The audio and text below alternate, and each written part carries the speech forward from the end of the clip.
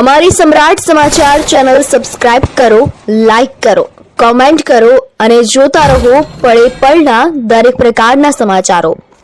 ભાવનગર જિલ્લાના તળાજા શહેરમાં આજે મામલતદારશ્રીના માર્ગદર્શન હેઠળ હયાતીની ખરાઈ કેમ્પનું સફળ આયોજન કરવામાં આવ્યું હતું।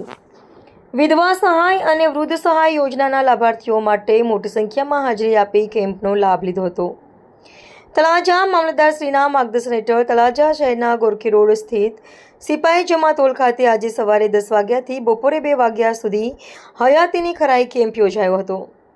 આ કેમ્પમાં હિન્દુ મુસ્લિમ તેમજ અન્ય સમાજના વિધવા સહાય મેળવતા બહેનો અને વૃદ્ધ સહાય યોજનાના લાભાર્થીઓએ બહોળી સંખ્યામાં ઉપસ્થિત રહી પોતાની હયાતીની ખરાઈ કરાવી હતી। કેમ્પ દરમિયાન જરૂરી દસ્તાવેજોની ચકાસણી કરી લાભાર્થીઓની પ્રક્રિયા સરળતાથી પૂર્ણ કરવામાં આવી હતી।